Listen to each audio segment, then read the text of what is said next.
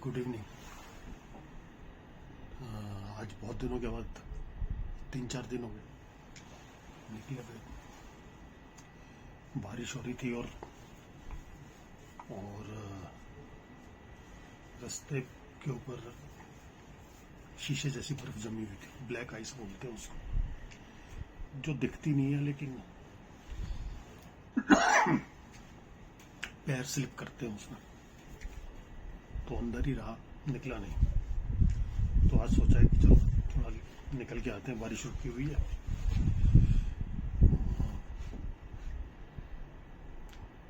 लेकिन हवा चल रही है तेज, तो मोस्टली बरसात होने की वजह से थोड़ा बर्फ तो पिघल गई है, लेकिन घरों के सामने थोड़ी बहुत तो भी जमी हुई है। देखते हैं अब जो वेदर फोरकास्ट है,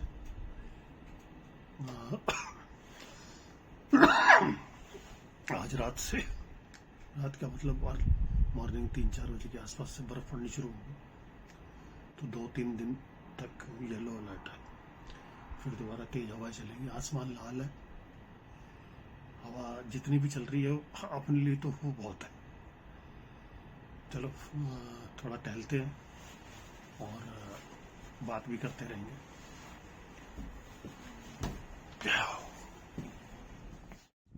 तो बाहर आ गया हूँ, हवा चल रही है फराफर, और बारिश होके आज सारा दिन ही बारिश होती रही। कल भी बरसात हुई, मैं निकला ही नहीं बाहर, लेकिन आज मैं निकल ही आया। मैं कहा यार बिल्कुल मूवमेंट ही नहीं है। खाओ सो, फिर खाओ और फिर सो जाओ। तो आज फिर मैंने प्लान किया, चल भाई निकल ही जाते हैं, थोड़ा घूम के आते हैं। जाना कहीं नहीं है, बस अपना आसपास ही कहीं वॉक करेंगे और बात करते रहेंगे। थोड़ा थोड़ा फ्लरिंग शुरू हो गया। 1.5-2 घंटे पहले स्नोफॉल हुआ था, तो फिर दोबारा फ्लरिंग हो गया। रोड से बर्फ पिघल चुकी है। और जो फोरकास्ट है, Saturday, Sunday, Monday, Tuesday snowfall होगा फिर दोबारा, अच्छा खासा होगा।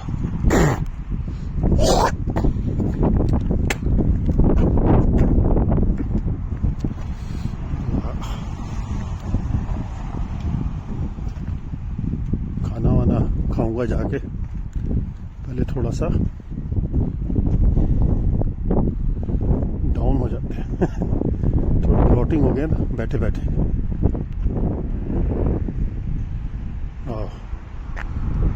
स्कोडा की गाड़ी खड़ी है सामने।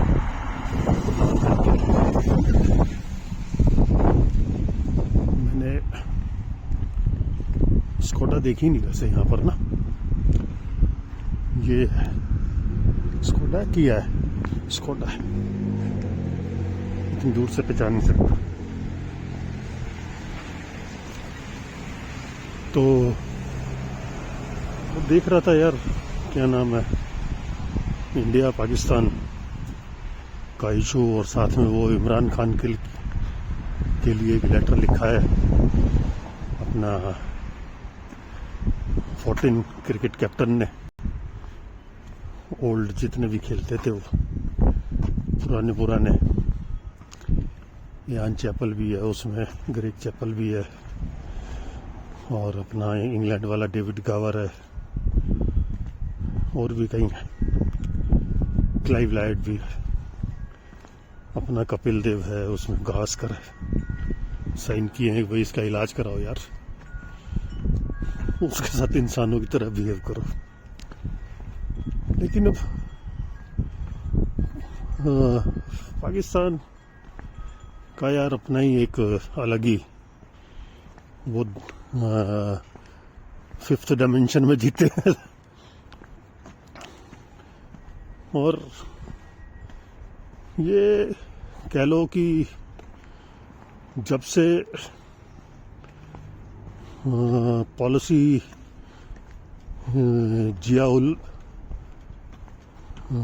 जनरल जिया उल हक लेके आया था, जो एक रेडिकल थॉट प्रोसेस ने अप्लाई किया था, तो क्रिकेट भी उससे बचा नहीं था। वो उन्होंने एक अपना ट्राई किया है कि जो भी पर्सनैलिटी हैं, जो सक्सेसफुल पर्सनैलिटी हैं, जिन्होंने नाम कमा लिया है, तो उनको लगाओ कि लोगों को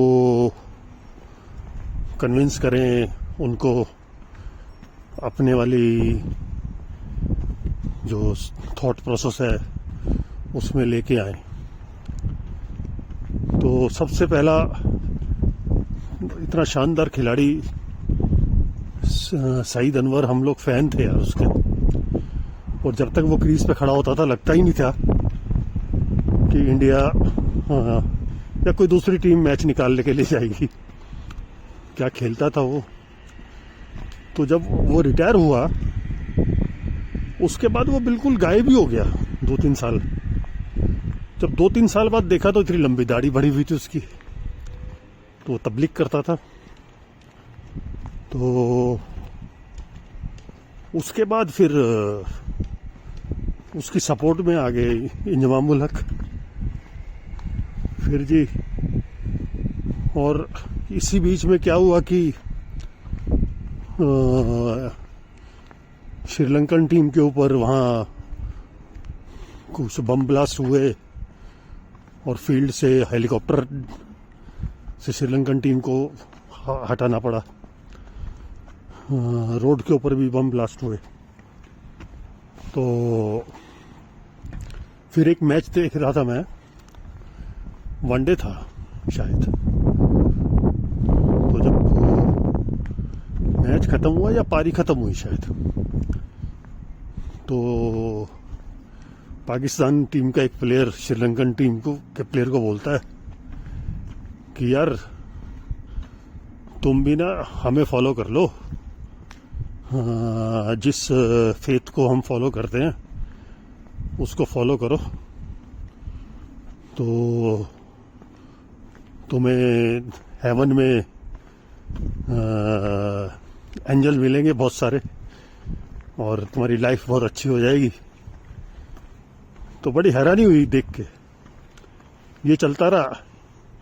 इतने में यूसुफ जोहाना होता था, इनका मीडियम उसका बैट्समैन, अच्छा बैट्समैन था, खिलाड़ी था, ठीक है जी।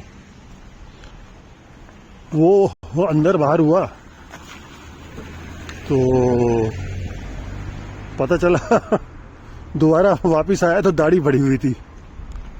यूसुफ जोहाना से मोहम्मद यूसुफ हो गया वो, ठीक है जी, और कैप्टन बन गया पाकिस्तान टीम का। और 2-4 साल, 1-1.5 साल रहा होगा कैप्टन, 1-2 सीरीज खेली होंगी बस, उसके बाद लात मार दी। तो वो फिर थोड़ी देर में इंजमाम उल हक से पहले तो वो बन गया था मुश्ताक मोहम्मद, उनका एक स्पिनर था, लेग स्पिनर बहुत अच्छा, तो उसने भी दाढ़ी बढ़ा ली थी। फिर शकलिन मुश्ताक, देखो वो भी तबलीग करता है, दाढ़ी बढ़ा ली उसने भी।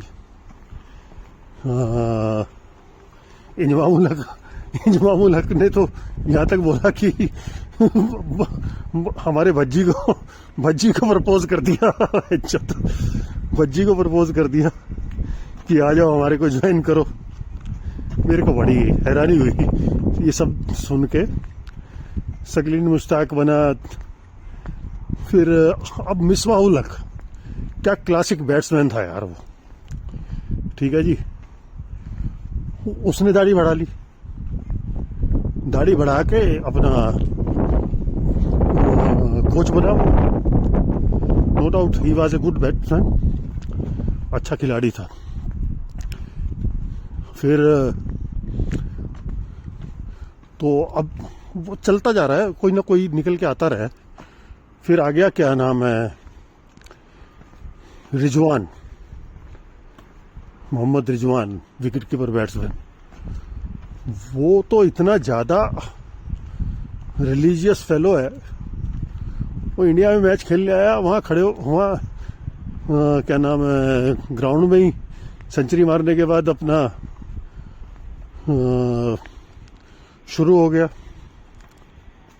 और इस चीज़ को वहाँ बड़ा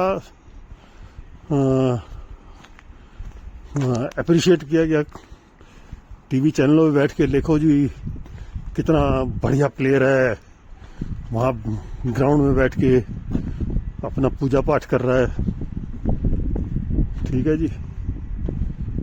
तो क्रिकेट का प्रोफेशनलिज्म तो खत्म कर दिया इन्होंने खुद ही। और ये दुनिया में अकेला कंट्री ऐसा है जो ऐसे करता है। सब कुछ ले जाके ना इन्होंने दाढ़ी के साथ जोड़ दिया है कि भगवान है जो कुछ है, और क्रिकेट भी खेलनी है तो क्या है, सब कुछ भगवान ही करेगा ठीक ठाक। तो अब क्रिकेट का तो फिर यही हाल होना था। अब तलवार से तो गले कटेंगे भाई साहब, सब्जी थोड़ी कटेगी, और छुरी से सब्जी कटेगी। तो क्रिकेट इनकी रिलीजियस लोगों के हाथ में चली गई। तो खेलने वाले रिजवान साहब तो जहाँ तक बोलते थे कि भाई जहाँ पर जिस फ्लोर पे हम हों वहाँ पर कोई नॉन मुस्लिम आना ही नहीं चाहिए, खाना जहाँ पर हम खाएं वहाँ पर कोई नॉन मुस्लिम नहीं आना चाहिए, हम कोई अपनी पूजा पाठ कर रहे हो तो उस फ्लोर से कोई नॉन मुस्लिम नहीं गुजरना चाहिए। तो इतना ज़्यादा रिलीजियस माइंड हो के तो मॉडर्न गेम्स के अंदर तरक्की नहीं हो सकती, तरक्की हो ही नहीं सकती। तो ये है जी ऑल टुगेदर। देख के कई बार ये अच्छा भी नहीं लगता। अब कितनी एक हैरानी की बात है, वो इमरान खान पॉलिटिकली चलो जो भी हो, नवाज शरीफ के अगेंस्ट हो, किसी के भी हो, लेकिन वो क्रिकेटर जिनकी उसने जिंदगी बना दी थी, जिनको उसने खड़ा किया ला के, और उसका दिया हुआ, उसकी मेहरबानी से वो लोग आज उनका नाम है, खाना वाना खाते हैं, पैसा कमाते हैं। किसी ने भी एक बार नहीं कहा कि भाई कम से कम यार उसकी इतनी तो हेल्प कर दो, खाना पीना उसको मिल जाए। खाना पीना ना मिले चलो कोई नहीं, उसका इलाज तो कर दें। बेचारे की आंख ही फोड़ दी यार, एक आंख खत्म ही होगी। एक नहीं बोला भाई साहब, वसीम अकरम को वो लेके आया, इंजमाम उल हक को वो लेके आया, ठीक है जी, सकलिन मुश्ताक को उसने उठाया, ठीक है जी, मुश्ताक मोहम्मद को उसने उठाया, और भी बहुत सारे हैं। सईद अनवर को लेके आया, जितने यंग लड़के थे ना, वसीम अकरम को लेके आया, वकार को लेके आया, इन सबको लेके आया। तो किसी ने भी एक बार ही नहीं बोला कि भैया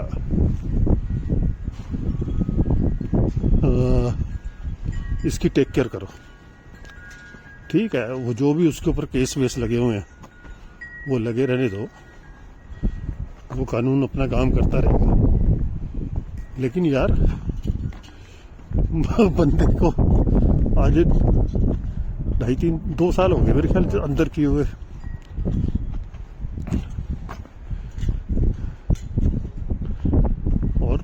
इमरान ने कंट्री के लिए काम भी किया है, हॉस्पिटल बनाया भाई इतना बड़ा अपनी खुद की मेहनत से।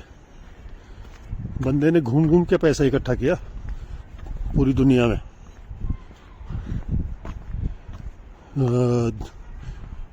शौकत खानम हॉस्पिटल बनाया उसने, और इलाज लोगों का होता है, मुफ्त में ही होता है। जो दवाइयाँ होती हैं उनके पास वो देते हैं। अभी भी लोग गए हुए हैं अमेरिका में और दाएं बाएं उसके लिए पैसा इकट्ठा करने के लिए। Shaukat Khanum super speciality hospital है। बस यही है यार, दोहरा मेयार है।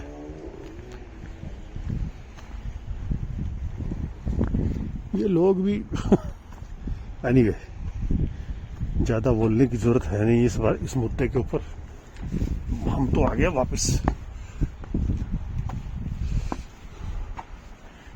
ठंड है, हवा चल रही है, बट ठीक है।